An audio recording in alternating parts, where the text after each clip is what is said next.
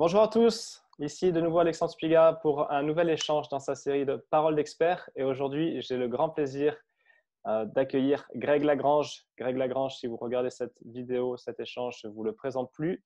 En quelques lignes néanmoins, Greg, c'est un des tout meilleurs copywriters sur la francophonie, sinon le meilleur. Je laisserai se donner cette position tout à l'heure. Responsable de plus de 25 millions de chiffres d'affaires. Il fait des pages de vente en cramant une clope et avec son chat. Et c'est un excellent marketeur avec un positionnement anti-marketing absolu, c'est-à-dire qu'on ne le voit nulle part. Donc, au lieu de te présenter toi, parce que je pense qu'on te connaît déjà, je vais directement enchaîner, Greg, avec cette question justement d'anti-marketing où on te voit nulle part, parce que dernièrement, j'ai échangé sur la question du personal branding avec Jennifer, et le mot-clé mis en avant, c'était l'authenticité. Toi, on ne peut pas dire que tu triches sur ce point-là, bien au contraire, tu as un positionnement clairement à part. Tu es peu présent sur Facebook, nulle part ailleurs. Sur YouTube, il y a quelques vidéos qui traînent. C'est quelque chose que tu as travaillé directement ou tu es juste en mode balèque? Salut déjà. Merci, Bonjour. merci, merci de ton invitation à cette présentation de malade mental. Ouais, ça correspond un peu au bonhomme, ouais. Donc, c'est quoi ta question vraiment sur le coup? La question, c'est est-ce que c'est quelque chose de volontaire, ce positionnement que tu as, ou c'est juste de l'authenticité et ce qu'on voit, c'est Greg comme il est? Bah, les deux. Les deux, ouais. C'est vrai que je vais jamais tricher. Bah, je pars du principe, de toute façon, le plus simple pour se différencier, pour sortir du lot et aussi pour prendre un plaisir fou à faire ce qu'on fait, c'est d'être simplement soi-même à 100%. Et c'est tellement plus plaisant de bosser en étant soi-même, toi. Enfin, après, tout dépend du type de loustic qu'on est. Moi, voilà, j'ai ma personnalité, mais je prends 10 fois plus de plaisir en étant moi-même. Si ça implique de faire des trucs décalés, c'est pas me forcer, tu vois. Je me force absolument pas en me disant, tiens, voilà, ça peut plaire aux gens. Non, je suis juste moi-même. Et ça rend tout beaucoup plus facile, tu vois. Tu fais les trucs naturellement, quoi, tu vois. Tu réfléchis même pas.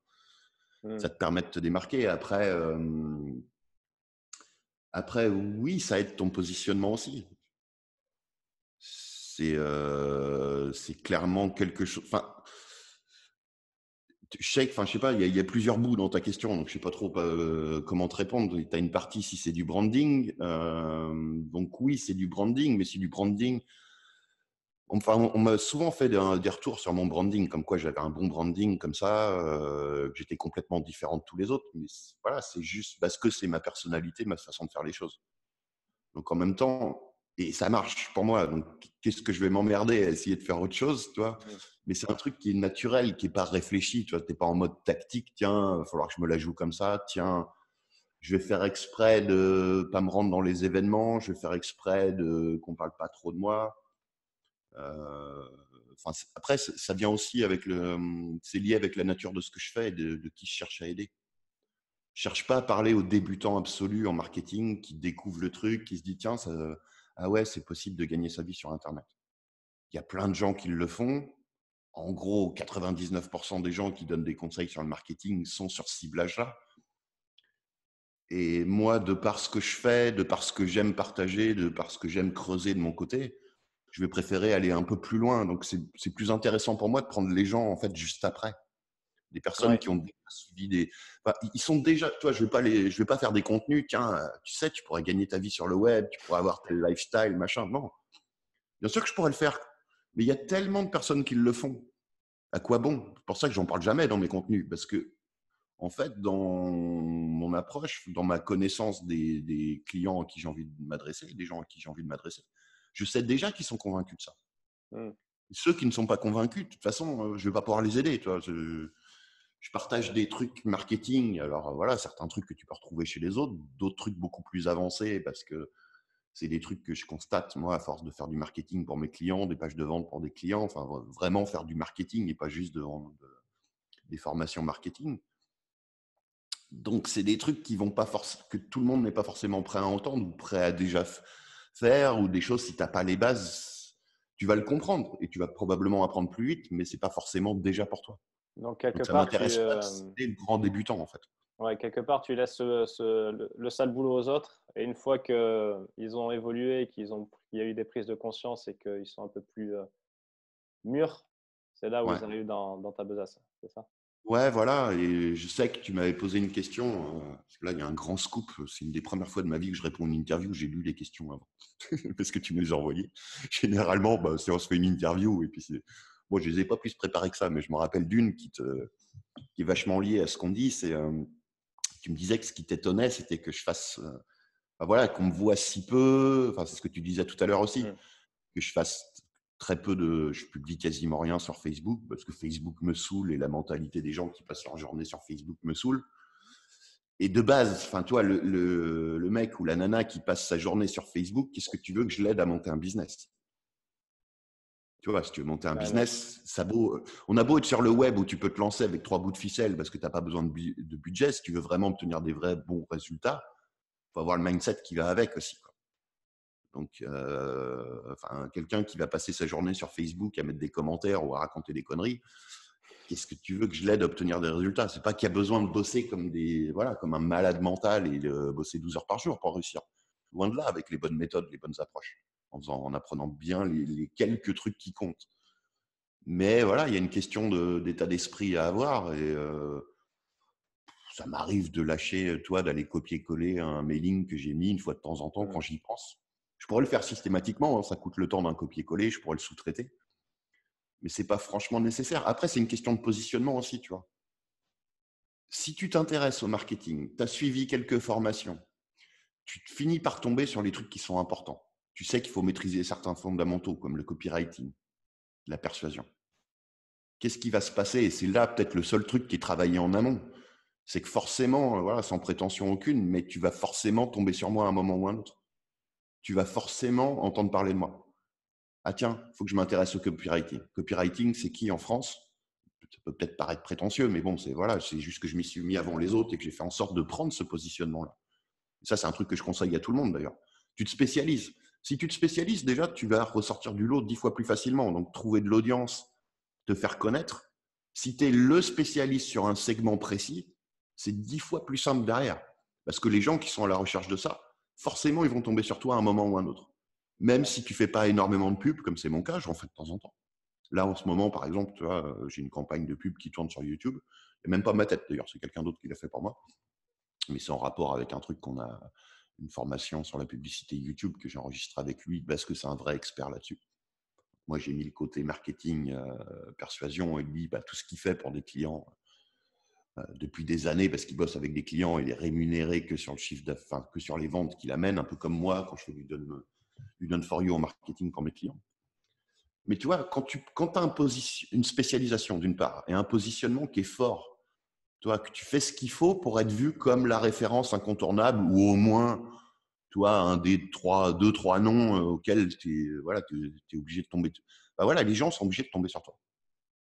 Et Et juste, finalement, tu vas remplir ta liste comme ça, tu vas te faire connaître comme ça, même si, alors c'est sûr, si tu fais ce qu'il faut, tu injectes de l'effet de levier avec de la publicité, mmh, tu fais ce qu'il faut pour qu'on parle de toi, oui, tu vas peut-être prendre plus de monde. Mais si tu fais les choses, enfin déjà, si tu as un positionnement fort, tu vas tous les jours avoir des nouveaux inscrits grâce à ça. Et après, si tu fais du bon taf, tu as le bouche à oreille aussi. T'as des clients ouais. satisfaits qui vont dire aux gens autour d'eux, bah tiens, regarde le travail de ce gars-là ou de cette nana-là, c'est vrai, ça peut vraiment t'aider. Parce que justement, par rapport à ce que tu disais sur Facebook, Mm. comment imaginons là, il y a quelqu'un qui se spécialise et qui veut se faire connaître, s'il n'a pas d'audience, il faut bien qu'il aille la chercher quelque part, cette audience. Donc Facebook, Ah a oui, non, mais priori, il y a effectivement une différence entre quelqu'un qui se lance, qui part de zéro, que personne ne connaît, et quelqu'un qui a un business établi depuis 7 ans, comme ça peut être mon cas avec Lifestyle House. Bien sûr. mmh, Mais ouais, d'ailleurs, c'est intéressant que tu dises ça, parce que c'est souvent, tu as beaucoup de gens qui se lancent ou qui font du marketing depuis un petit moment, qui vont se planter, justement parce qu'ils ne comprennent pas que chaque business, et même chaque offre, chaque produit que tu vas lancer, voilà, une formation, une offre d'accompagnement, enfin quoi que ce soit, c'est une équation spécifique à résoudre avec tu vois, des parties de l'équation qui sont différentes. Si tu regardes le travail de je sais pas qui fait 2 millions de CA, qui est connu par tout le monde, tu vas regarder ses contenus, tu vas regarder ses publicités, et tu vas te dire, tiens, je vais faire la même chose. Ça marche pour lui, donc je vais faire la même chose. Ouais, Hein. ça c'est un des Généralement, plus grands mots, c'est un des plus grands mots de de bah ces ouais, de ces généralement, tu te cherches, quoi. plantes. Ouais, Parce que tu peux te retrouver à faire. Quand tu as déjà un positionnement de rockstar sur ta thématique, entre guillemets, tu vois, tu es déjà un des pontes de ta thématique, tu peux te permettre des choses qui sont limite, enfin, toi, qui sont vachement plus directes, qui sont vachement moins travaillées en termes de marketing, et que ça marche quand même, juste sur ton seul nom, ou sur ta seule, enfin voilà, sur la preuve sociale qu'il y a autour. Tiens, je sais pas, tu as un gars qui est super connu, il va faire une pub, voilà, en tant que tel, elle a rien de ouf, mais tu vas avoir peu de 500 traction. j'aime. Donc les gens vont se dire, ah bah tiens, vu qu'il y a 500 j'aime, ou je sais pas, une vidéo, ah, tiens, il y a 40 000 personnes qui ont regardé cette vidéo, c'est que ça doit être bien, parce qu'il y a du monde. Ouais. Voilà, c'est les biais psychologiques, c'est de la preuve sociale, ça aussi, c'est un truc qui se manufacture. Donc qu'est-ce que tu pourrais conseiller alors à quelqu'un justement qui commence à avoir une activité mais qui est pas encore validée et du coup il voit forcément à droite à gauche qu'il y a les autres personnes de son domaine qui marchent, pour Mm. justement qu'il évite, cette dispersion et que cette comparaison parce que les autres ils sont forcément à un stade plus élevé donc c'est pas comparable. Ça serait quoi? Ça serait Ouais. confirmer son positionnement et continuer là-dessus? Bah, ouais, déjà, c'est d'avoir clairement les bases de ce que tu fais. Très bien connaître tes clients idéaux, à qui tu veux t'adresser, qui tu es le plus à même d'aider. Premier truc. Voilà, je le répète toujours, mais c'est tellement important. Hein. Il y a tellement peu de gens, 99% des gens qui bossent sur le web, et j'exagère pas d'un pet, et je m'en rends compte peut-être plus que les autres, pour avoir accompagné autant d'entrepreneurs en coaching au fil des années, notamment en plus de voir les retours des gens qui m'envoient des mails, etc. 99% des entrepreneurs ne connaissent pas suffisamment bien leurs clients idéaux, leur psychologie, ce qui se passe vraiment dans leur tête, déjà. Et après, c'est qu'est-ce que tu peux amener de spécifique sur la table, de différent de ce que font tous les autres. C'est le principe de la vache pourpre de Seth Godin, toi. Comment tu fais pour flasher? Si tu es quelqu'un qui va, voilà, tu travailles sur n'importe quelle thématique, hein, pas que le marketing, n'importe laquelle, et que tu fais le même type de contenu que tout le monde, avec le même type de titre que tout le monde, la même façon d'expliquer que tout le monde, etc., ou vidéo, enfin peu importe, toi, peu importe le format. Forcément. Et en plus, si tu cibles large, tu ne te présentes pas comme un spécialiste ou quelqu'un qui a un ton différent, une façon d'expliquer les choses ou un parcours différent. Bah voilà, en gros, si tu amènes la même chose que tout le monde, bah, au mieux, tu vas te contenter d'une toute petite proportion de l'audience. Tu vas te contenter des Mmh. miettes du gâteau. Le principe et une bonne métaphore, je pense là-dessus, c'est comment tu peux faire pour te créer ton propre gâteau. Tu fais des C'est bons gâteaux? complètement contre-intuitif. C'est complètement contre-intuitif parce que les gens se disent, ouais, si je me spécialise trop, si je me positionne trop, si je fais un truc trop spécifique, je ne vais pas parler à énormément de gens, donc je ne vais pas vendre beaucoup, je ne vais pas avoir beaucoup d'audience. C'est naturel, c'est humain de réfléchir comme ça. Pourtant, c'est la pire chose à faire. Alors que si tu cherches à t'adresser à beaucoup moins de gens, mais que pour ces gens-là, tu arrives à t'établir comme une référence ou quelqu'un voilà, de pertinent à suivre, d'intéressant à suivre directement, bah, tu augmentes ton audience beaucoup plus vite. Mmh. Après, bien sûr, tu as des techniques. Oui, tu peux faire de la pub, oui, tu peux faire des vidéos pour en choisissant des mots-clés que les gens vont chercher sur YouTube. Oui, tu peux partager plein de trucs sur Facebook. Il y a plein d'outils marketing, de techniques marketing. Et le problème, c'est que les gens réfléchissent toujours en termes de technique.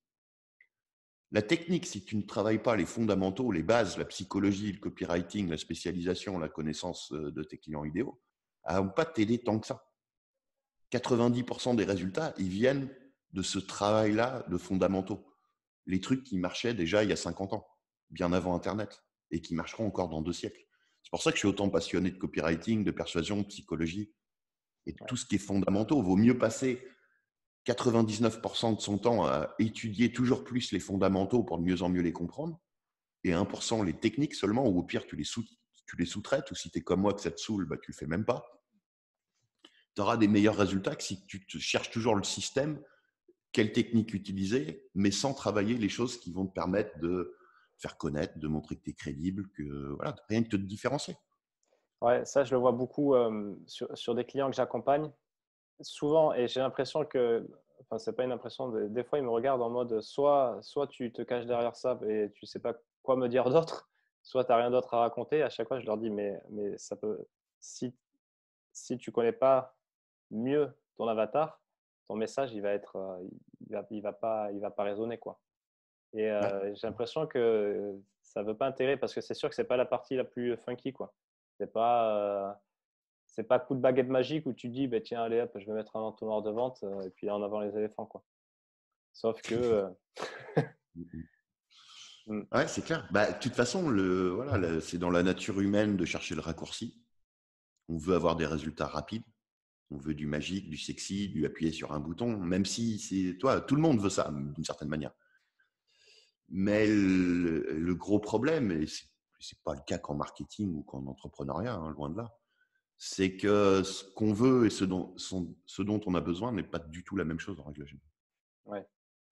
Le Tu truc, penses c'est que justement de présenter, d'arriver à montrer que ce que les gens ont vraiment besoin, c'est pas ça, mais c'est ça. C'est le message que j'essaye toujours de faire passer. Tu vois, copywriting, persuasion, connaissance de tes clients idéaux, vraiment apprendre à réfléchir comme un marketeur pro et pas juste quelqu'un qui va appliquer des techniques qu'il va découvrir chez un formateur en lisant un post Facebook ou peu importe, ou dans un bouquin tel quel sans réfléchir sur comment l'adapter au mieux pour soi en fonction des, voilà, des propres, voilà, des propres parties de ta propre équation. est-ce que, une qualité alors primordiale pour être un bon marketeur, c'est la curiosité? Au sens toujours vouloir creuser plus, Ouais. tu veux dire? Bah, c'est pas la pire des choses à faire, ouais. Ouais. Mmh. Je suis pas Et sûr que ce soit la plus importante, mais non, mais toi, tu continues à apprendre, tu fais cet effort-là, même si tu es, un gros, acteur du marché, tu continues à travailler ton avatar régulièrement? ouais, pour moi, enfin, c'est ce que je conseille toujours aux gens, c'est de le voir comme un work in progress. Mmh. Si tu te dis, il faut que j'apprenne tout de mon marché, alors que tu te lances, bien sûr, tu as des techniques pour apprendre un maximum de choses, mais tu vas pas tout découvrir d'un coup, c'est normal. Il y a plein de points de, c'est vachement de la psychologie en règle générale, hein. Il y a plein de points sur la psychologie des gens qui s'intéressent à ta thématique sur lesquels tu vas pas mettre le doigt tout de suite. Par contre, à force de créer du contenu, à force d'essayer de vendre, à force de créer des produits, des offres ou peu importe ce que tu vends, à force de discuter avec des gens, idéalement, si si tu proposes du coaching, moi, c'est un truc que je recommande tout le temps. Soit de proposer du coaching, soit de faire de la prestation de service. Mmh. Pourquoi? Non seulement parce que c'est le meilleur moyen de te lancer et de gagner ta vie rapidement, parce que tu as besoin de beaucoup moins d'audience, vu que tu gagnes beaucoup plus par client. Avec 100 inscrits sur ta mailing list, tu peux déjà gagner ta vie, si tu fais bien les choses. Mais en plus, toi, de vraiment mettre les mains dans le cambouis et d'être en rapport direct avec des clients comme ça, plutôt que d'essayer juste de, toi, de faire du contenu et de créer des formations, bah, tu apprends 100 fois plus vite sur eux parce que tu passes du temps avec eux. Donc, tu vas plus en apprendre sur leurs problèmes, sur les mots qu'ils utilisent, comment ils expriment les choses, leurs émotions, ce dont ils ont besoin, les erreurs qu'ils font, etc., etc., etc. Ouais, Mais après, juste ouais, c'est un processus qui est permanent. Après, voilà, tu commences à avoir une très très bonne vue une fois que tu as bien fait un travail initial de recherche sur le marché. C'est des trucs qui peuvent aller vite, hein. Moi, enfin, je commence toujours par ça en consulting, coaching, consulting, et c'est des trucs, voilà, en 2 sessions, c'est réglé. Bah, voilà, tu as 2 sessions et puis bah, mes clients font les recherches là-dessus. Mais après, bah, voilà, je leur montre aussi comment toujours trouver des trucs en plus, à quoi faire attention. Et puis petit à petit, je sais pas, si tu prends des notes là-dessus, bah, tu vas compléter ton fichier. ouais, Et justement, oui, effectivement, même 7 ans plus tard, pour prendre mon exemple, tu découvres toujours des trucs. Où est le ouais. problème? C'est pas grave que ça soit jamais terminé. Est-ce que ça t'empêche d'avoir déjà très bien vendu, d'avoir monté un bon business avant? Non. C'est comme apprendre la persuasion, apprendre le marketing, le copywriting ou ce que tu veux. C'est pas parce que tu connais pas encore tout que ça va déjà pas avoir un gros impact. Bien sûr, plus tu vas pousser sur le sujet, meilleur tu vas devenir. Ouais, c'est pas un travail que tu fais une fois, que tu ranges dans le tiroir et après tu y touches plus, quoi. C'est pas possible. Justement, j'avais préparé quelques questions en rapport avec The Boron Letters de Gary Albert. Donc, Ouais. pour remettre, pour ceux qui ne connaissent pas ce livre, c'est Gary Albert, considéré comme, et par toi notamment, considéré comme l'un des plus grands copywriters qui ait existé. Mhm. Dans ce livre, en fait, c'est une succession de lettres qu'il rédige régulièrement à son fils. Lui, il est en prison, donc il rédige ses lettres à son fils et c'est une sorte de journaling, d'échange, mais qui recèle énormément de pépites sur le copywriting, comment apprendre de son marché, etc. Et justement, dans la lettre 5, il parle de devenir un étudiant de la réalité. Donc ça, c'est ce qu'on vient de discuter à l'instant. Et 2 lettres plus tard, il dit que les gens dépensent leur argent dans leurs désirs et pas leurs besoins, et que ton job à toi, si tu veux vendre ton produit ou ton service, c'est de trouver ce que les gens veulent et pas ce dont ils ont besoin. Comment tu identifies un besoin? Est-ce que tu as des critères qui te font dire que là, il y a un coup à faire? Est-ce que tu as une gymnastique d'esprit pour deviner de nouvelles niches ou de nouveaux courants?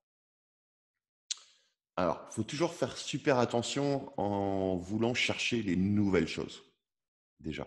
Voilà, avant de te répondre, enfin si, ça fait partie de la réponse parce que c'est super important. L'innovation, c'est bien, mais voilà, enfin, t'es pas une boîte qui fait de l'innovation, quoi, de la technologie. Le truc, c'est de regarder déjà tout simplement ce qu'ils achètent déjà, tout bêtement. Qu'est-ce qu'ils achètent? Et après, tu analyses la psychologie derrière. Pourquoi ils achètent tel genre de choses? Tu vas essayer de comprendre la psychologie qu'il y a derrière, les émotions, quel est le désir, quel est le besoin. Est-ce que c'est quelque chose où effectivement il y a à la fois un désir et un besoin, ou si c'est, comme tu disais, juste du désir. Ils veulent ça pour telle ou telle raison. Et c'est à partir de là où tu vas pouvoir pousser beaucoup plus dans la psychologie humaine pour éventuellement faire du nouveau. C'est-à-dire que tu vas vendre la même chose, mais tu vas la rendre plus accrocheuse. Donc tu réinventes jamais la roue, mais tu crées quelque chose de nouveau sur ce désir qui est déjà là. Tu veux vraiment pas, c'est une erreur de chercher à vendre quelque chose en se disant, voilà, les gens vont vouloir ça. T'en sais rien. Ou les gens ont besoin de ça. C'est pas parce qu'ils ont besoin de quelque chose qu'ils vont vouloir l'acheter. Justement, à cause de tous ces biais qu'on a dans notre psychologie. Le truc, ça va plutôt être de regarder, voilà, qu'est-ce qu'ils font déjà? Qu'est-ce qu'ils nous montrent, non pas par du blabla comme on peut récupérer dans un sondage, mais par des faits qui sont prêts à aller plus loin concrètement en sortant leur carte bleue, par exemple. Tu vois, là, c'est du concret, c'est des faits. C'est pas un questionnaire que tu leur poses voilà, en te disant est-ce que tu achèterais ça? Non. Ils sont en face de leur écran, voilà, ils font l'action.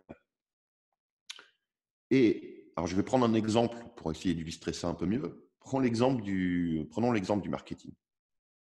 Tu vas te rendre compte, si tu es formateur en marketing, qu'un truc qui vend toujours bien, sauf si tu te craques dans ton copywriting ou dans ton offre ou la façon de la présenter, ça va être un truc sur comment remplir sa mailing list. Par exemple. Pourquoi? Parce que tout le monde a besoin de remplir sa mailing list. Voilà. Et même si tu as déjà une grosse liste, tu as quand même toujours envie de plus d'inscrits parce que tu sais que ça va te permettre de catapulter ton business à des niveaux de revenus supérieurs. Donc, tu sais que les gens, bon, déjà, ils ont besoin de ça. Ils veulent ça. Tu sais pertinemment qu'ils ont déjà acheté des trucs là-dessus. Et l'erreur, ça serait de te dire, bah, vu que de toute façon, je sais que toute mon audience a déjà acheté probablement 3-4 formations sur comment remplir sa mailing list, je vais vendre autre chose. Alors, je ne dis pas qu'il faut vendre que des trucs sur comment remplir sa mailing list, hein, ce n'est pas le truc ici. Mais du coup, tu vas réfléchir et tu vas te dire, OK, s'ils n'ont pas, pourquoi ils cherchent toujours à remplir leur mailing list? C'est qu'ils n'ont pas autant de résultats que ce qu'ils aimeraient. Ou ils en veulent toujours plus. Mais généralement, c'est qu'ils n'ont pas autant de résultats qu'ils aimeraient. Et là, tu réfléchis à pourquoi. Et tu vas te rendre compte qu'il y a plein de trucs qui sont liés à la psychologie. Peut-être qu'ils n'en ont pas autant parce que les méthodes qu'ils ont découvertes, elles ont l'air fastidieuses, chiantes à utiliser. Elles ne sont pas sexy parce qu'elles ne paraissent pas rapides. Ou elles impliquent un budget de publicité, ou ceci ou cela. Plein de trucs. Et là, du coup, tu te dis, qu'est-ce que je pourrais proposer comme méthode qui fonctionne mais qui implique le moins possible de trucs chiants, contraignants, que les gens ne veulent pas faire. C'est le fameux comment obtenir X, ce que les gens veulent, sans X, Y, Z, ce qu'ils ne veulent pas faire ou ce qu'ils ne sont pas prêts à faire. Et rien qu'en faisant ce processus de réflexion, donc c'est de la psychologie, c'est de l'analyse, les gens ne vont pas forcément te le dire tel quel, tout cru. C'est pour ça que ton job en tant que marketeur, c'est justement de te poser, tu vois des faits, ok, ils achètent ça, ils veulent ça, ils disent ça, mais concrètement, dans les faits, qu'est-ce qu'ils font vraiment, qu'est-ce qu'ils font pas, pourquoi, comment leur psychologie impacte tout ça, et comment tu peux proposer quelque chose qui va remédier au maximum à ces trous qu'ils peuvent avoir. Et si tu fais ça, non seulement tu vas les aider à obtenir des meilleurs résultats, si tu trouves la solution et une méthode qui fonctionne, qui ne leur demande pas de faire les trucs qu'ils ne veulent pas faire, ou qui sont trop compliqués, trop techniques, ou trop ceci ou trop cela, tout dépend de la thématique et de ce dont on parle. Mais en plus, tu vas te retrouver avec une offre qui fait que quand tu vas la proposer, bah, elle va paraître super sexy. Ils vont absolument vouloir avoir le truc parce que justement, ils veulent tel résultat, ils ont ce désir-là, encore mieux aussi ce besoin-là. C'est toujours mieux quand tu peux avoir et le désir et le besoin. Et voilà, présenter d'une manière où tu vas avoir tel résultat et tu auras juste à faire ça, ça, ça, ça, ça, et pas ça, ça, ça, ça. C'est au final du grand classique, mais ça fonctionne toujours, le comment bénéfice sans douleur. Ça marche et ça continue à marcher. Justement, j'avais noté ça là, dans lettre numéro 15, pour faire le journaliste. Il parle du principe classique AIDA, donc AIDA pour attention, intérêt, désir, action. L'avantage, c'est que ça peut s'appliquer à tout support, sur un emailing, sur une page de vente, sur du contenu en vidéo. Voilà, je t'arrête, mais n'importe quelle technique, ou je dirais plutôt principe de marketing, de persuasion, de copywriting, s'applique à n'importe quel support. Tous, absolument tous. Tu t'appuies toujours dessus, sur ce genre Non. de principe, non? Non. En fait, alors le truc, c'est quand tu fais ça depuis tellement longtemps, comme c'est mon cas, et puis surtout sur tellement de business différents. Donc, c'est-à-dire qu'en gros, toi, 7 ans sur le web, c'est long, mais quand tu bosses sur 4 business ou 5 business, alors que la plupart des gens bossent sur un seul, toi, c'est comme si tu bossais sur le web depuis 50 ans, toi, ça démultiplie un peu le truc. Toi. C'est que finalement, les structures, tu fais plus du tout attention. C'est-à-dire qu'en fait, elles sont naturelles, tu les utilises sans réfléchir. Et aussi, comme beaucoup de choses, toi, quand tu connais tellement les règles du jeu, tu peux les casser. C'est-à-dire que quand tu sais convaincre, quand tu sais vendre, quand tu sais attirer l'attention, susciter, toi, tu peux prendre, tu reprends la structure. Bah, finalement, tu peux mettre les choses dans le désordre. Des fois, tu vas juger qu'il est plus important que tu développes plus telle partie dans un mail, une vidéo, une page de vente, peu importe. Ou alors, tu vas te dire, bah tiens, pour que ça marche et que je convainque un maximum de gens, dans ce contenu précis, ça, c'est pas vraiment nécessaire. Par contre, il faut que je fasse ça à la place.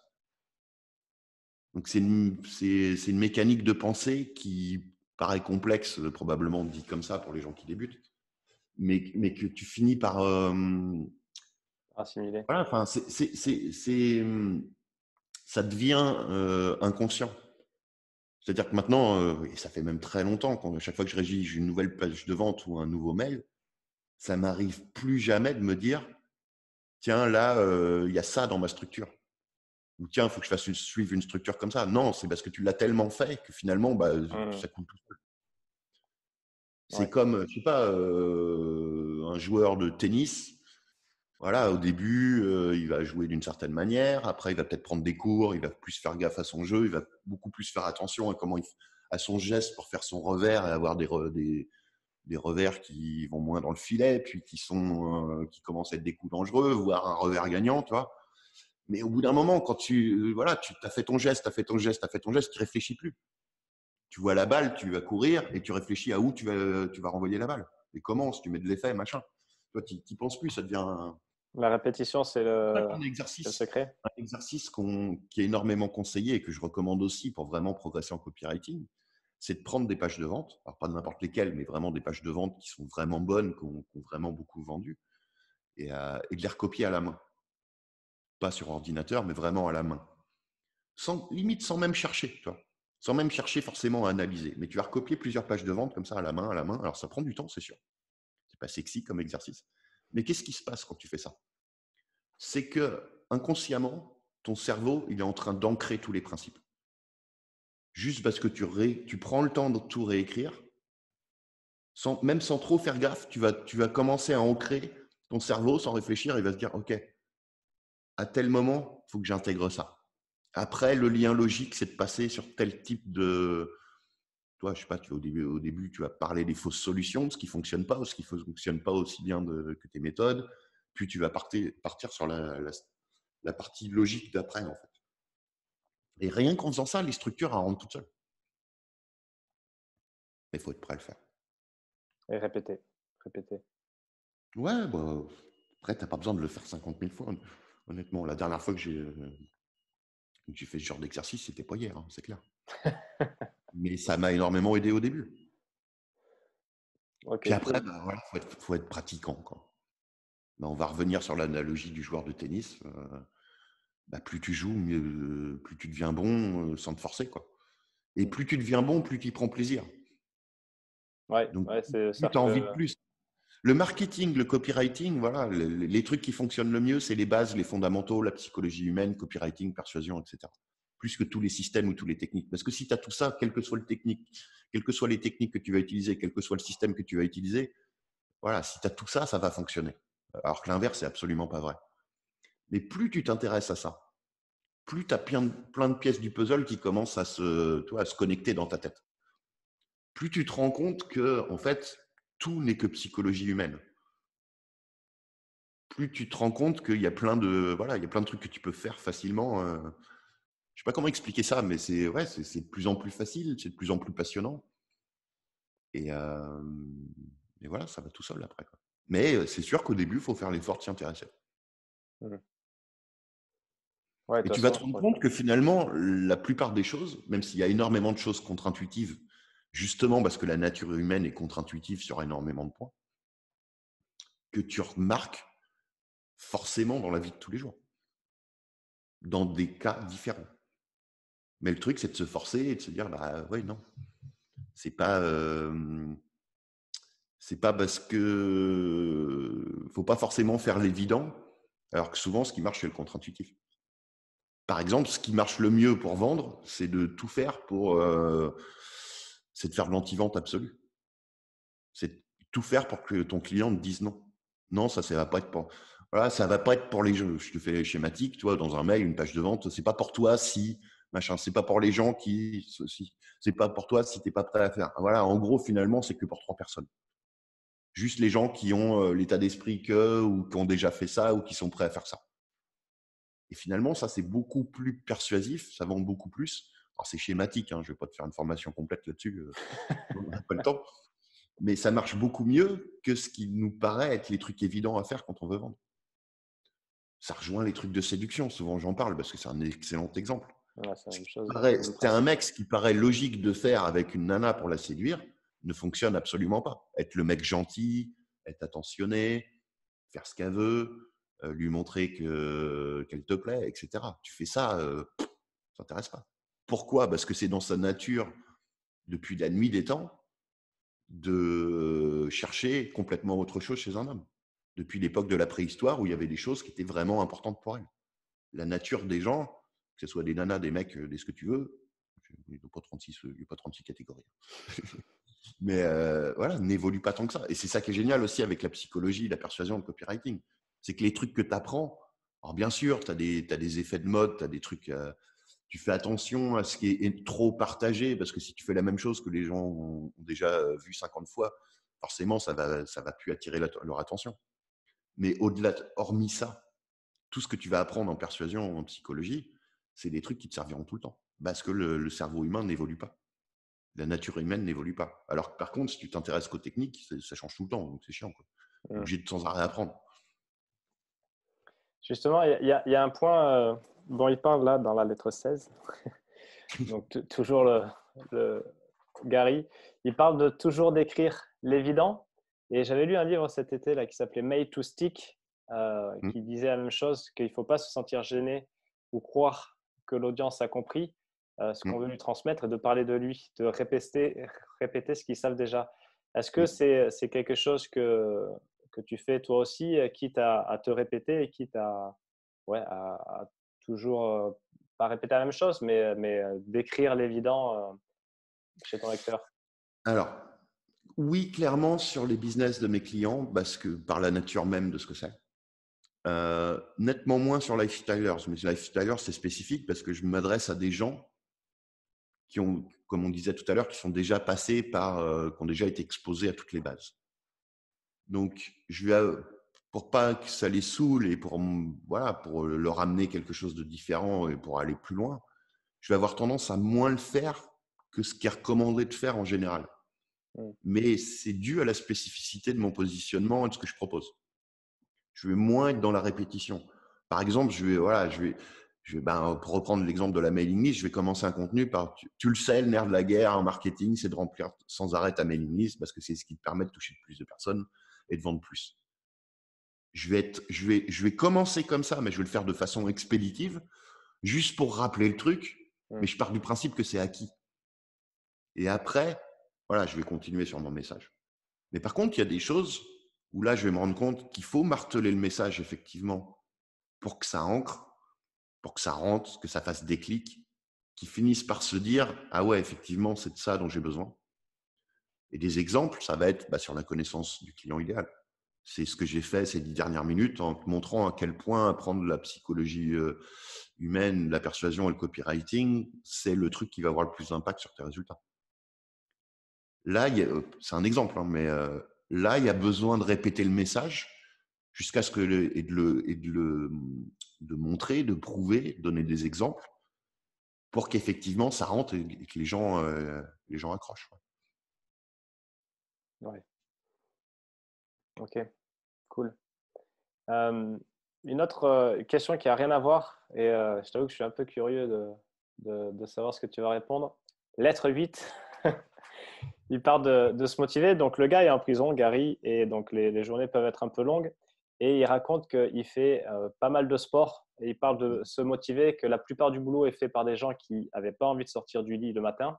Mm. Dans une autre lettre, il partage que également tout le monde dit de lui que c'est le meilleur. Et il dit un peu ouais, que je suis le meilleur parce que je bosse plus que tout le monde et je bosse comme un maboule.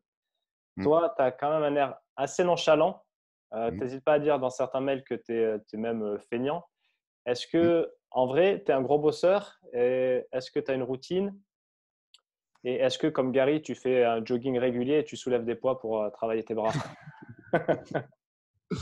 Moi, si t'as pas une baballe ou un ballon ou un jeu, t'es pas prêt de me voir faire du sport. Courir après rien, voilà, je respecte, mais très peu pour moi. Et puis, soulever, toi, ouais, je pense que tu as ta réponse. Bon, je l'ai pas forcé, j'aurais pu faire un peu mieux, mais Concernant euh, son point sur sur le boulot et le fait que c'était un gros bosseur, qu'est-ce ouais, que… c'est plus ça qui va être intéressant, je pense. Hmm. Je bosse peu, je bosse peu et beaucoup à la fois. Je bosse peu dans le sens où je passe très peu d'heures à travailler par jour, surtout en comparaison avec le nombre de business que je gère et les accompagnements que je donne en coaching. Mais en général, mes journées, c'est juste, je vais bosser le matin et voilà, vers midi ou 13h, c'est finito, quoi. Hormis grosse période de lancement où j'ai plusieurs lancements en même temps, où des fois je vais mettre un coup de collier, mais voilà, la majorité du temps, c'est que le matin. Donc, je peux pas dire que je suis un gros bosseur. Par contre, j'ai eu la chance ou la lucidité, j'en sais rien, de comprendre et de faire ce qu'il faut pour voir ce qui avait vraiment de l'impact. Hmm. Et tout le reste, je refuse de le faire. C'est-à-dire que j'utilise le système le plus simple possible, que ce soit pour moi ou pour mes clients. Voilà, moi, c'est simple, hein. Tu t'inscris à ma mailing list et tu commences à recevoir un mail par jour. Et puis, j'ai des offres à le vendre. Et à la fin de chaque mail, tu as une offre. Toi, c'est pas plus compliqué. Mon système, c'est aussi simple que ça. Donc, plus ton système est simple, plus il est facile à tenir. Plus tu te concentres finalement que sur quelques types d'actions seulement. Celles qui ont le plus d'impact, celles qui rapportent le plus. Donc, plus tu progresses vite, plus tu peux devenir excellent rapidement. Parce que tu ne cherches pas à être bon partout, tu cherches à être bon juste sur les 2-3 actions qui comptent et tu les fais tout le temps, tout le temps. Et vu que tu les fais tout le temps, tu les fais de plus en plus vite, tu les fais de mieux en mieux. C'est de plus en plus facile de t'y mettre, c'est automatique, tu n'as plus de procrastination. Enfin, c'est voilà, tout a une sorte d'effet cumulé, cercle vertueux, boule de neige, effet de boule de neige, tout ça. Tu appelles ça comme tu veux, qui fait que voilà, finalement, tu arrives à faire beaucoup et avoir des résultats extrêmes en bossant pas tant que ça, quoi. Après, est-ce que enfin, là où je peux dire que je suis un gros bosseur, c'est que j'étais prêt à faire ce qu'il faut pour devenir vraiment bon, ou autant que je pouvais, tu vois, sans prétention aucune, sur les trucs qui comptent. Donc oui, j'étais prêt à faire ce qu'il faut. Et aussi, j'étais prêt à faire ce que énormément de mes concurrents ou compères, t'appelles ça comme tu veux, ne sont pas forcément prêts à faire. C'est vraiment faire du marketing. Enfin, voilà, c'est pas tout le monde qui fait des pages de vente pour des clients. Il y a encore moins de personnes qui gèrent le business de tout le marketing de 3 autres business. C'est pas tout le monde qui va donner 2 sessions de coaching dans la journée. Voilà, donc c'est des choses qui te donnent un avantage concurrentiel énorme finalement. C'est des choses qui font que tu deviens meilleur que la moyenne beaucoup plus vite. Un ensemble de ces choses-là. Donc ouais, enfin oui, je suis feignant. Oui, tout ce qui ne me plaît pas ou je le fais absolument pas. Après, c'est vrai que si je prends un peu de recul, je me dis que bon, oui, il y a quand même beaucoup de choses que je fais que très peu de gens sont prêts à faire. Et c'est peut-être pas pour rien que j'ai les résultats que j'ai, Ouais. modestement. Quelque part, l'avantage d'être feignant, au final, c'est une bonne chose parce que tu cherches juste l'efficacité et tu Ouais, n'es pas dans ouais. la productivité Bah ouais, stérile. c'est je sais plus comment tu appelles ça, paresse intelligente ou un truc Ouais, comme ça, ou créative. Tu réfléchis à comment tu peux faire les choses. Ça vaut le coup de passer 2 heures ou 2 semaines de ton temps à réfléchir à tout ce que tu peux virer de ton business parce que ça sert à rien. mm, Tu vois, on parlait d'acquisition de machin, je publie plus de vidéos sur YouTube parce que j'en ai pas besoin. Je pourrais obtenir un peu plus d'audience en publiant quelques vidéos de temps en temps, vraiment bien foutues, qui donnent envie d'absolument rejoindre ma mailing list à la fin. Oui, je pourrais faire plus de publicité. Oui, je pourrais partager plus de. Ouais, je pourrais tout simplement copier-coller, pour reprendre l'exemple de tout à l'heure, tous les mails que je rédige, je pourrais les copier-coller sur Facebook. En même temps, c'est contre-intuitif aussi, parce que sinon, quel intérêt de remplir quel intérêt de venir sur ma mailing list si, ouais. toi. Donc, oui, il y a toujours plus de choses que tu peux faire. Mais moi, ce qui m'intéresse, c'est à la fois ce qui va avoir le plus d'impact possible, qui va le plus me plaire, et voilà, qui va me permettre de travailler à l'enthousiasme, voilà, de craquer le truc facilement, quoi. Ouais, cool. Tu cherches toujours à devenir de plus en plus, toujours meilleur sur tes points forts. Et tout ce qui est point faible, tu réfléchis à comment tu peux le sous-traiter, ou encore mieux, et c'est ma stratégie, c'est de complètement l'éliminer. Ouais, ça, c'est un point, je pense, justement, beaucoup, en tout cas pas mal, essaient d'être OK partout. Et au final, en fait, c'est pas Ça sert à rien. la bonne En fait, stratégie. moi je suis vraiment partisan, c'est le truc qui m'a toujours le plus aidé, c'est de ne pas forcer ta nature. Si un truc ne t'intéresse pas, voilà, ça va te demander un effort énorme pour, au bout du compte, avoir des résultats qui seront toujours que médiocres ou moyens au mieux. Donc, à quoi bon? Alors bien sûr, il y a quelques trucs sur lesquels tu ne peux pas faire de compromis. Créer du contenu régulièrement, apprendre à vendre. Excuse-moi, si tu veux des ventes, il faut apprendre à vendre. Tu ne peux pas y couper. Je t'excuse. Voilà. Donc persuasion, copywriting, machin. Il y a des choses sur lesquelles tu ne peux pas passer à côté. C'est impossible. Mais pour le reste, à quoi bon chercher à devenir excellent dans un truc qui est pas du tout ton truc à la base? Au contraire, réfléchis. Qu'est-ce que t'as dans lequel tu es naturellement bon, qui t'attire naturellement et qui te passionne ou pourrait facilement te passionner? Et là, finalement, tu progresses à vitesse éclair parce que tu n'es même pas en train de te rendre compte que tu apprends, que tu te formes plus ou que tu bosses, quoi. Faut Mm. tricher, en fait. La clé, pour résumer tout ça, c'est tricher avec son cerveau, tricher avec sa propre psychologie. Ouais, c'est un Si tu es une grosse bon feignasse conseil. comme moi, c'est le meilleur moyen de réussir. Et même si tu es moins feignant que moi, ce qui est très, très, très probable, c'est aussi le meilleur moyen de réussir à mon avis. Ouais. Justement, là, tout à l'heure, là, tu parlais ça me fait rebondir sur ça, tu parlais de que c'est pas tout le monde qui veut faire le marketing de certains clients. Tu as dû participer à lancer un certain nombre de copywriters euh, sur le marché francophone. Euh, Tu leur conseilles quoi? De directement faire du done for you pour des clients de façon à se faire la main? Euh, et est-ce que quand tu es copywriter, tu peux te permettre de te spécialiser que par exemple emailing ou page de vente ou e-commerce? Alors, pour évacuer la question de la spécialisation d'entrée de jeu, oui, c'est toujours. Alors, on n'est pas au stade encore, clairement, dans le domaine du copywriting en francophonie, où il y a suffisamment de copywriters par rapport à la demande gigantesque qu'il y a. Donc, se spécialiser n'est pas du tout une obligation aujourd'hui. Voilà, les bons copywriters, tu les comptes sur les doigts d'une main en francophonie, ou une main et demie, peut-être si j'en ai raté quelques-uns. Enfin, voilà. Je vais pas savoir qui sont les bons parce que forcément le copywriting, je vais le faire moi-même. Hein, c'est pas un truc où je vais faire appel à qui que ce soit. Mais après, voilà, de ce que j'entends quand je discute avec des clients ou des gens qui me contactent. Euh, donc, c'est pas une obligation. Mais après, voilà, effectivement, ce que j'appelle la double spécialisation. Déjà, si tu es spécialisé en tant que copywriter, tu vas pas juste être n'importe quel marketeur. Tu vas répondre à un gros problème, un gros besoin qu'ont beaucoup de gens et qui est facile à vendre en plus parce que voilà, le ROI est très facile à montrer. Voilà, si je t'aide à vendre 2 fois plus, voilà, je t'aide à vendre 2 fois plus, tu vois tout de suite l'impact que ça a.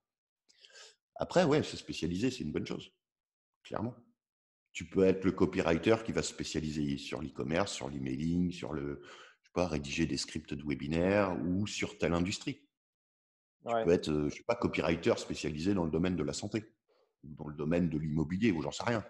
C'est même presque pas obligatoire, mais fortement conseillé, non? J'imagine d'être spécialisé sur tel domaine parce que justement, si tu es sur des domaines hyper variés, tu dois avoir en amont un gros travail de compréhension du marché et forcément, ça peut te jouer des Voilà, le tours. truc, il est surtout là, en fait. Parce que si tu es bon en copywriting, euh, des demandes de clients, tu vas en avoir, c'est pas le problème. Peut-être que tu vas attendre un peu au début, surtout si tu débutes, mais très vite, surtout si tu utilises les bonnes méthodes, tu vas vite avoir des demandes de clients. Mais effectivement, là où ça devient intéressant et un gros effet de levier sur ton temps, c'est de toujours rester sur des thématiques que tu maîtrises bien. Mm. C'est-à-dire où tu as effectivement une grosse connaissance client. Si demain, quelqu'un me contacte et me demande de vendre un truc en rapport avec la santé sur je sais pas, des vitamines ou j'en sais rien, enfin, toi, des compléments alimentaires, ou je sais pas, enfin, toi, un truc en rapport avec la santé, qui est un domaine à la base qui ne m'excite pas plus que ça, qui demande énormément de recherche sur les preuves scientifiques, sur pourquoi tel truc marche, etc., etc. Ça va être facile pour moi de travailler les émotions, de travailler les problèmes, des choses comme ça, parce que voilà, j'ai le mécanisme de pensée d'un copywriter depuis longtemps. Mais ça va me demander beaucoup de travail en amont, effectivement.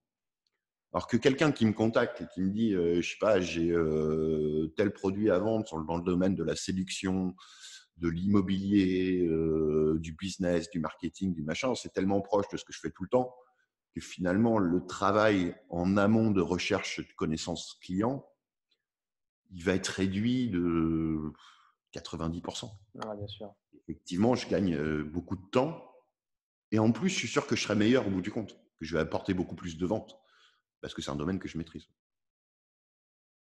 Mm. Donc, il n'y a pas de tout noir, tout blanc. Quelqu'un qui débute, je sais pas, voilà, on reprend nos exemples, quelqu'un tu te lances en tant que copywriter ou voilà, tu as juste fait quelques pages de vente, quelqu'un te contacte sur une thématique ou un truc qui est vachement obscur pour toi. Est-ce que je te recommande de prendre le client? Oui, probablement. À partir du moment où tu es suffisamment payé pour le taf que tu vas avoir à faire. Parce que dans tous les cas, c'est super formateur.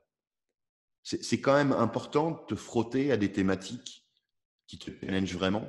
Parce que justement, ça va te forcer à faire un travail de recherche, d'aller chercher des infos sur qui sont les clients idéaux, voilà, comment ils se comportent, quelle est leur psychologie derrière, ce à quoi ils pensent, voilà, qu'est-ce qui se passe déjà dans leur tête. Ce qui fait que tu vas énormément apprendre et ça va t'aider pour d'autres thématiques et tu vas devenir un bien meilleur marketeur. Donc, je vais recommander de le faire, clairement. Mais après, c'est vrai qu'à terme, c'est pas forcément la meilleure utilisation de ton temps.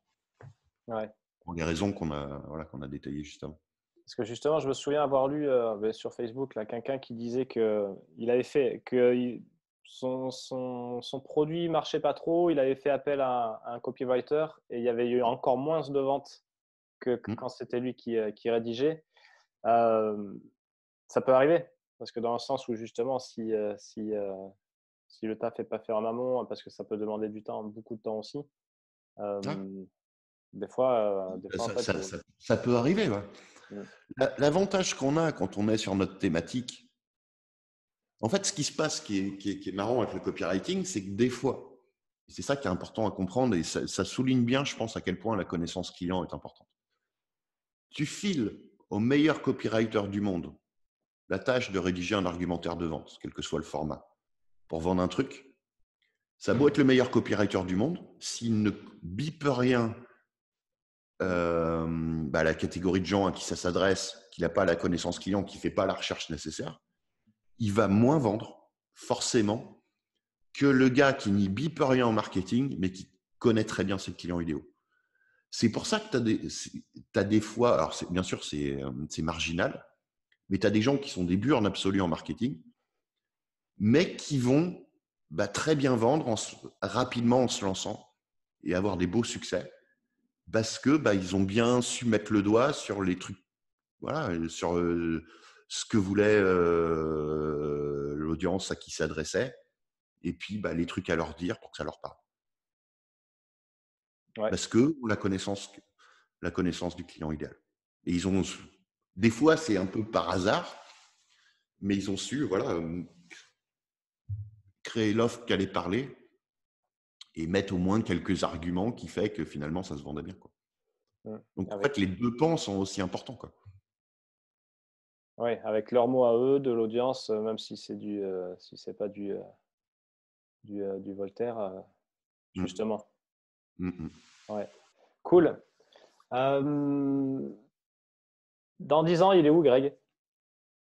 Il n'en a aucune idée. Il fait quoi? Il continue de parcourir et découvrir la psychologie humaine? Oh, je pense que c'est un domaine qui m'intéressera toujours. Après, est-ce que je serai toujours en train de faire du marketing? Est-ce que je continuerai à lifestyler? J'en sais rien du tout. Mais, tant que ça m'excite et que ça m'enthousiasme et que je prends plaisir à le faire, voilà. Et Cool. puis, du jour où j'aurai envie de faire autre chose ou tirer ma révérence pour d'autres challenges dans la vie ou profiter de ma retraite, voilà, je sais pas. C'est une Ok. question que je me pose souvent, je t'avoue. Ouais, Oui, ça fait un petit moment que je me dis que ça peut être la dernière année. Ouais. Mais voilà, tant que ça me plaît, je continue. Et puis, c'est bien probable qu'un jour ou l'autre, sans réfléchir, j'ai envie de faire autre chose. Et puis voilà. Mais c'est tellement passionnant que bon. tu kiffes? Ah j'adore ce que je fais, là, c'est clair. De toute façon, tu n'arrives pas à faire des trucs comme ça si tu n'adores pas ce que tu fais, quoi. Mm, C'est pas possible, quoi. Puis, ouais, enfin, la persuasion, la psychologie humaine, le copywriting, le marketing, c'est un truc qui est vachement addictif, dans le sens où plus tu creuses le sujet, plus tu découvres des trucs, plus tu deviens bon, plus ça devient facile, et en même temps, plus ça te donne d'idées, enfin, je sais pas comment expliquer, et puis plus tu as envie de t'y intéresser encore plus, en fait. ouais, c'est un vrai cercle vertueux. Ouais. Ouais, ouais. Ouais. Voilà, comme je disais tout à l'heure, tu n'as pas besoin d'énormément de choses pour commencer à avoir des résultats bien supérieurs. Toi, tu suis 2-3 formations sur le marketing, le copywriting, si tu les appliques bien, déjà, tu vas avoir une grosse différence et une grosse hausse de vente. Mais pourtant, tu n'auras fait que effleurer la surface du truc. Est-ce que tu as un livre à nous recommander? J'aime bien recommander ceux qui veulent découvrir le copywriting vraiment pour un peu pour la première fois, les fameuses Boron Letters dont tu parlais. Parce Mhm. que c'est écrit comme un roman. Il y a toutes les bases dedans, mais ça se lit tout seul. Ouais, C'est puis c'est c'est appliqué. en ça Mhm. qu'il c'est en ça qu'il est génialissime, ce bouquin, franchement. Après, pour aller beaucoup plus loin, bon, la référence, c'est toujours le même, hein, c'est Breakthrough Advertising de Jane Schwartz. Un peu plus dur à trouver, lui. Non, il est. Ouais, alors, c'est le genre de truc, on me pose la question une fois toutes les 2 semaines par Quoi qu'ils email. l'ont réédité, non? En Récemment. fait, tu as un gars qui s'appelle Brian Kurtz, qui est un très bon marketeur. J'ai plus le lien en tête. Mais avant, voilà, pendant des années, il était introuvable. Fallait acheter des versions d'occasion à 500 balles sur Amazon ou eBay. Maintenant, tu tapes simplement Breakthrough Advertising Book. Je crois que c'est ça même l'URL, The Ouais, Breakthrough Advertising ouais. Book ou un truc comme ça. Et tu vas tomber sur Titans Marketing, le truc de Brian Kurtz, qui a eu les droits et voilà, tu l'achètes neuf. Bon, il n'est pas donné, c'est une centaine de dollars, mais enfin bon, en même temps, c'est rien du tout que pour vu ce qu'il y a dedans. Et un livre sur la psychologie d'achat que tu recommanderais? Est-ce que tu en as Hmm, en tête? euh, là, comme ça, ouais, Start with No de Jim Camp. Start with Excellent No. outil sur le marketing de répulsion, marketing négatif, pourquoi faire de l'anti-vente. Ah, Il ne va ok. pas te présenter ça comme de la psychologie de l'achat, mais toutes les leçons que tu vas en retirer sont génialissimes là-dessus. Très, très, très, très bon bouquin. Ok, top, super. On te retrouve où, Greg? Bah, par email sur Par email? lifestylers.fr. Ouais, le mieux, c'est de passer par là. Laisser ton adresse mail et puis Puis tu nous je t'enverrai recontactes. quelques grooves quotidiens. Par contre, je te préviens, je ne vais pas forcément t'épargner, hein. Tu sais, tu connais un peu le ton, Alex, de mes mails, mais Ouais, d'ailleurs, tiens, je vais t'avouer que je suis pas là pour quand- plaire. Je suis là pour que les gens aient des résultats. non, mais quand je t'ai découvert, j'ai été comment on appelle ça là? Il y a un petit terme, le fan là, tu vois. Franchement, les premiers mails que j'ai lus de toi, je les dévorés Mm, et forcément, j'ai sorti la carte bleue sévère au début.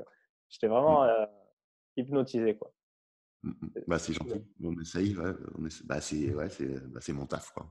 Ouais, ouais. Mais ce qui est bien, c'est que du coup, avec les formations que tu proposes, là, tu vois, j'en ai ressorti une que j'avais achetée il y a 3 ans. Je me la suis refaite. C'était un audio et tu vois, vu que c'est Evergreen, forcément, c'est Mm, toujours bon.